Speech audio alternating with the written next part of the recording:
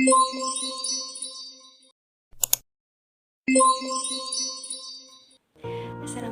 warahmatullahi wabarakatuh. Perkenalkan, nama saya Samarah Nurul Aziza. Pada kesempatan kali ini, saya akan menjelaskan mengenai dampak atau sebab akibat dari pergaulan bebas, serta apa solusi dari pergaulan bebas tersebut. Sebelumnya, saya akan menjelaskan mengenai pergaulan bebas. Pergaulan bebas merupakan perilaku yang menyimpang, yang melewati batas dan tidak sesuai dengan norma-norma yang berlaku di masyarakat. Pergaulan bebas harus kita hindari karena dapat merusak kesehatan serta perilaku pada setiap orang.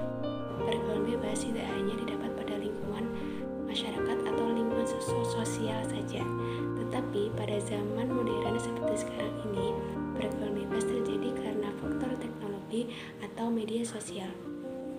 Maka untuk menghindari itu semua, kita sebagai makhluk sosial atau makhluk yang beragama Islam harus pintar dalam memilih pergaulan yang baik agar kita semua dapat terhindar dari pergaulan bebas.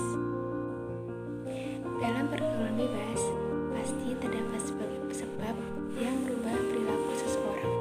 Sebab tersebut terdapat 4 hal, yaitu yang pertama, rendahnya dalam memilih informasi serta pergaulan atau lingkungan yang tidak baik. Yang kedua, nilai agama yang terdapat dalam diri seseorang yang sangat kurang. Yang ketiga, gaya hidup yang tidak terdidik sejak dini. Yang keempat, rendahnya kesadaran seseorang terhadap bahaya dari perilaku pergaulan bebas. Dengan itu, dapat dikatakan kurangnya perhatian dan peranan dari orang-orang terdekatnya, mulai dari tingkat pendidikan yang rendah, keluarganya yang tidak rukun, kondisi lingkungan yang kurang baik, dan nilai agamanya yang sangat kurang.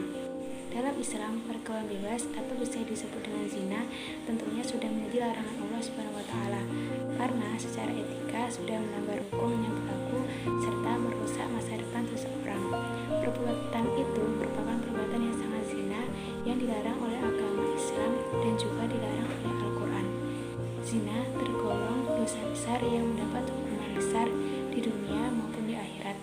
Macam-macam zina ada 2, yaitu zina ghairu muhsan dan zina muhsan.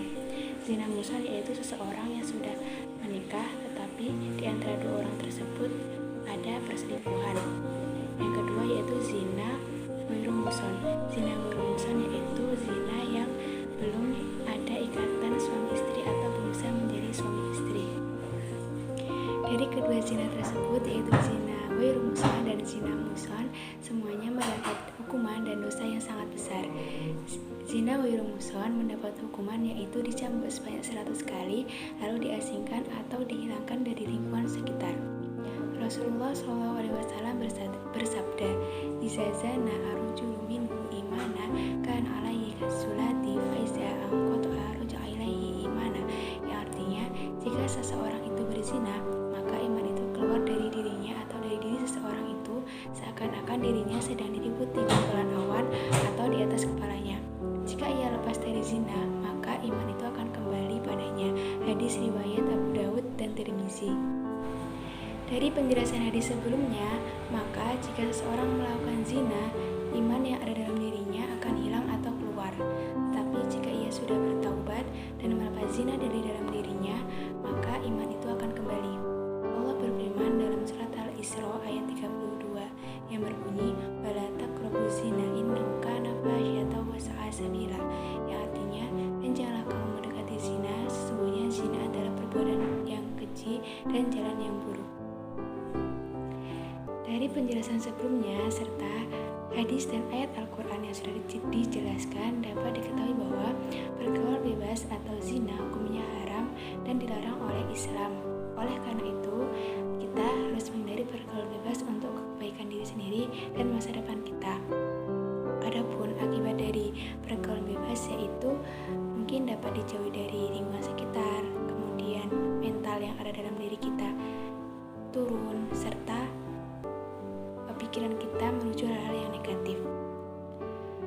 Solusi yang dapat dilakukan untuk menghindari dari pergaulan bebas yaitu yang pertama, memperkuat dan mempelajari agama dengan mempelajari dan membaca Al-Quran dan melaksanakan sunnah yang dianjurkan oleh Nabi Muhammad SAW. Yang kedua, membentuk pribadi yang lebih baik lagi. Yang ketiga, bergaul dengan lingkungan yang dapat memberikan